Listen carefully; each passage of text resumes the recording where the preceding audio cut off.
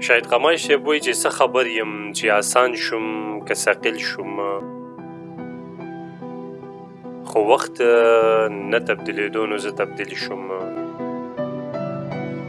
او یا سمه ده یا زما بېنیازه خدایه، شاید قماش وایي که نه، وایي یا سمه ده یا زما بېنیازه خدایه، زه خو ډېر هغه جینۍ پسې ذلیل شوم. نو د سګرټ نه د راښکلي کش لوګی وم، لږ ساعت وم په فضا کې بیا تحلیل شوم. او ستړي سترګې پټوم خو خیال مې نه شي، که راویښتې په شپېلۍ د اسرافیل شوم. ستړي سترګې پټوم خو خیال مې نه شي، که راویښتې په شپېلۍ د اسرافیل شوم. او هېڅوک هم زما په شان نه و شایده، زه په ځان د خپل برباد حالت تمثیل شوم.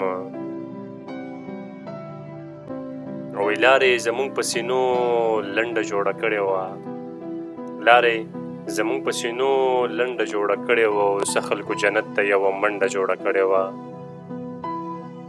او ته به مې د لوڼو د پیغور خلاصه کړې وې،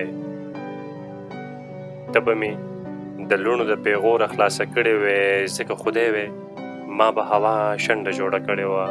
او موږ ته په جړا که پنجابي مولا ویلي وو، موږ به قبله هم د رایونډه جوړه کړې وه. نو دا مې ورله وروسته د رنګونو نه جامې وکړې،